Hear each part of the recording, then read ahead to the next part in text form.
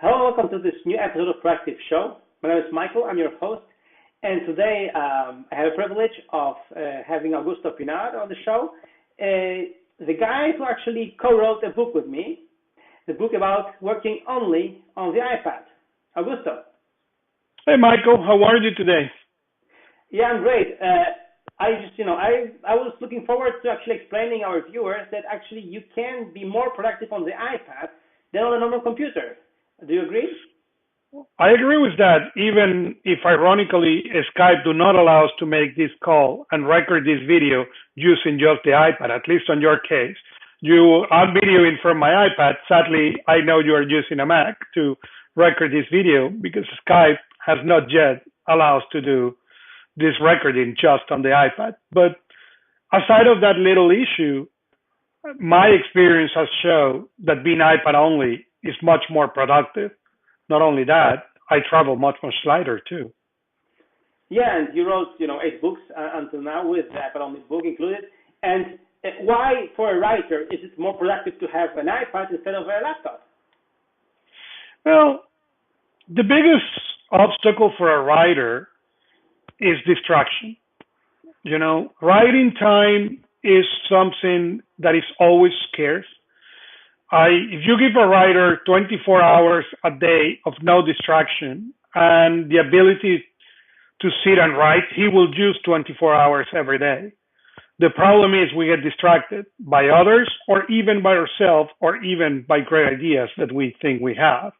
And the Mac or the PC, it's a really distracting environment. Most of the people I know who lived in these environments don't even know and don't even notice how easy they get distracted and how inefficient they get because that amount of distractions. And the iPad is not that doesn't allow you to get distracted, let's be clear, but it's much easier to keep focus and to be on task and that is key while you're writing.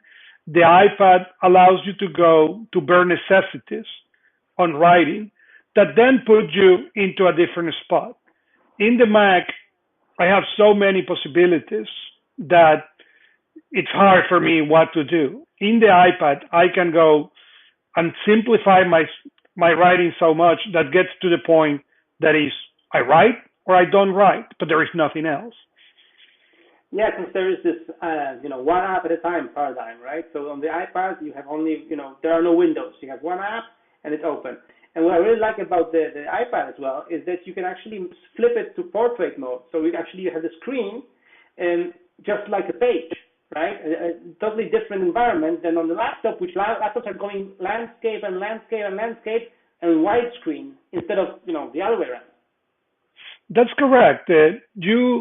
You think on writing and you think on a piece of paper, an 8.5 by 11 if you are in the States and an 8.4 if you are not. But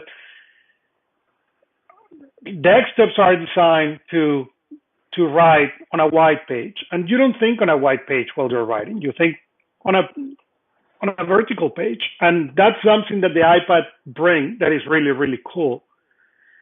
But contrary to many people believe, it's not only writing what the iPad makes you more effective on.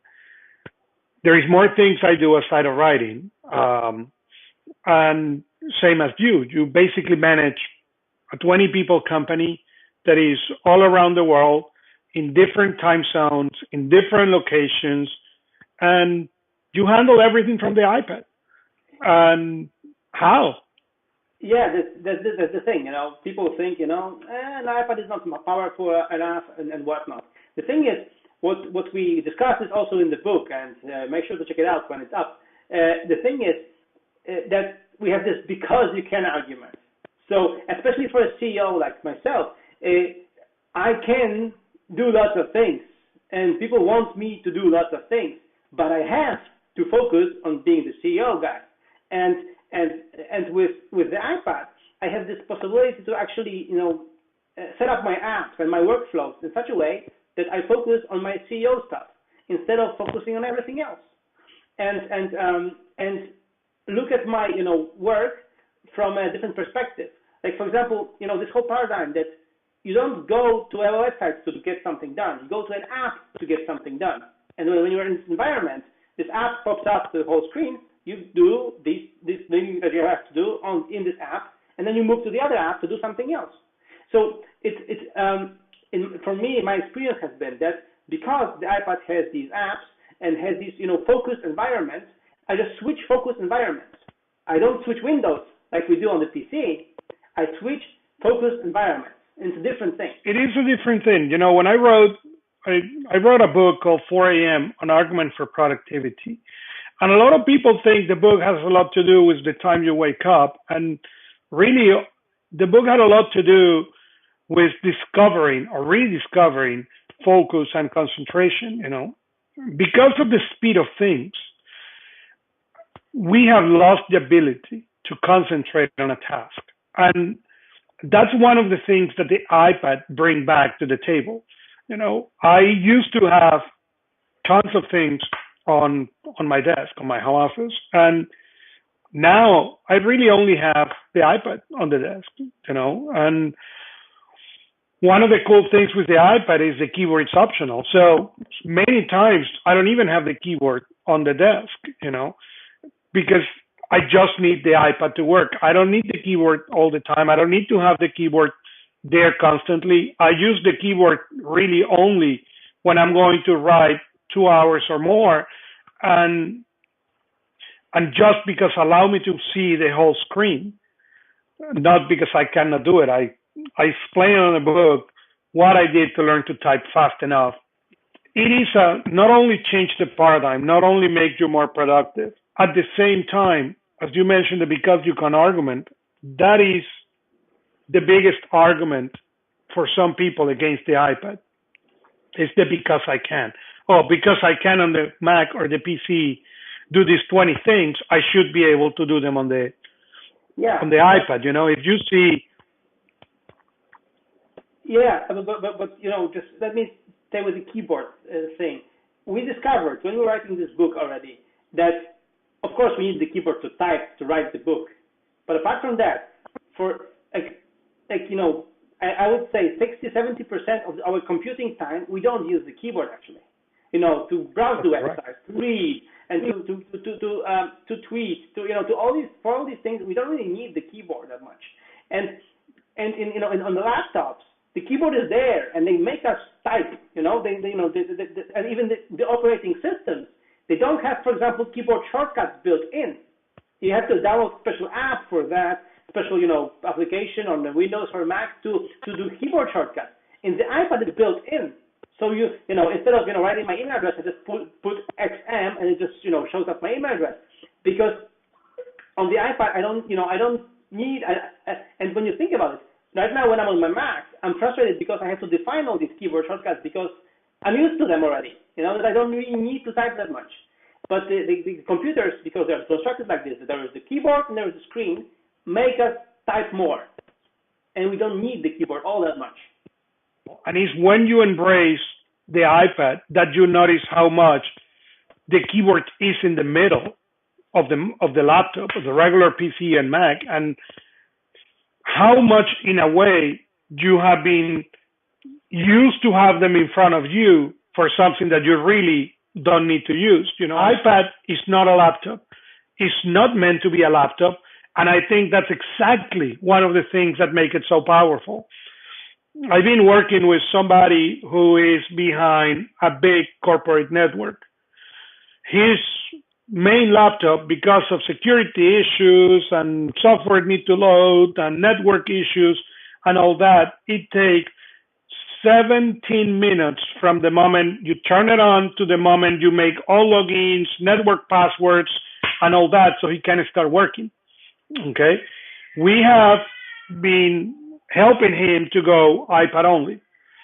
And one of the things he mentioned to me is, I used to be able to turn my computer, go make coffee, find out what was happening, come back, put the password, go out again. Now I sit in there, and if I did not pick my coffee before I got to my desk, I most likely will not get the coffee in an hour because I'm ready to work. Exactly. And that is a huge change because for this person, in order for this person to go and sit and work for half an hour, he needed to plan for a 45 minutes. 15 minutes for the machine to start, half an hour of work, and probably another 5 or 10 to shut down. Now he can do the same half an hour work in really half an hour. Yeah, and so the thing is that as you said, people should not look at an iPad as a lighter laptop. It's a different kind of machine. That's why we need to look at it differently. We need to choose apps differently. We need to choose what we do on that differently. And that's why we wrote the book. We wanted to show you that, I've been iPad only for more than a year now. You, 2 years. So for this time, we've been actually using the iPad. We've been checking the iPad. We've been cursing sometimes because something we couldn't do. But then when we found out, it was always easier and simpler to get done on the iPad than on the Mac or on the PC. And this is something we wanted to share with you. And there's another factor.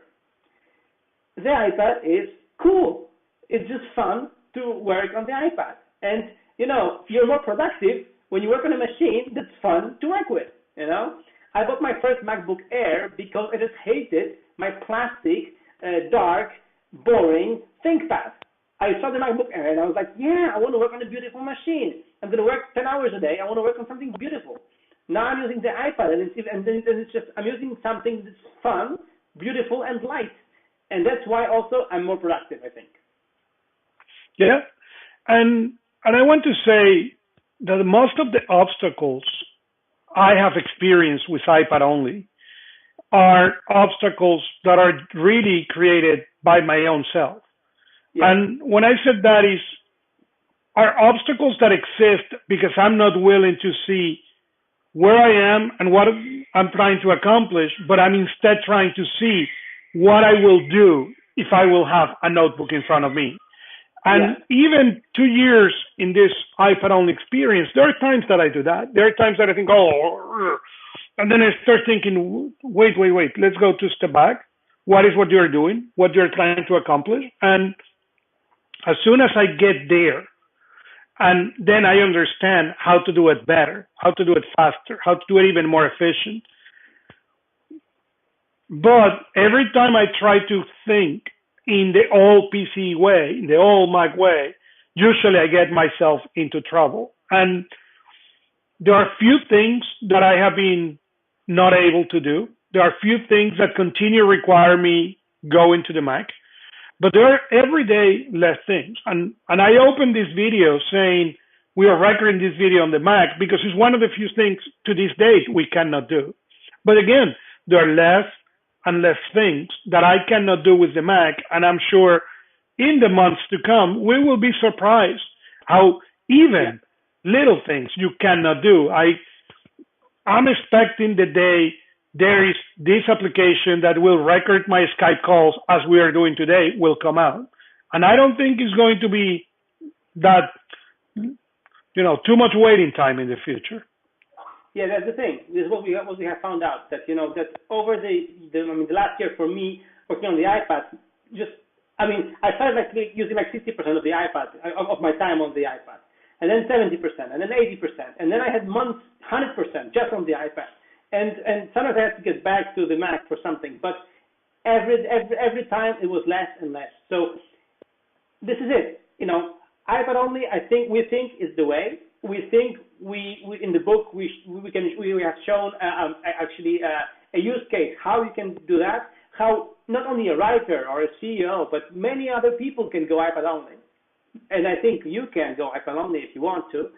And go check out the book. It's going to launch very soon, and it's been a blast writing this with Augusto, and we want to tell you more about it, and we'll be posting more videos about iPadOnly, not only here but also on our iPadOnly.net website. So make sure to check it out. So thank you, Augusto, for doing this, and let's show people the new path to computing. We will be showing people how to update their old 20-year-old computing habits. Exactly. That's what we're going to do. Thank you so much, Augusto. Thank you so much. Till the next one. Thank you.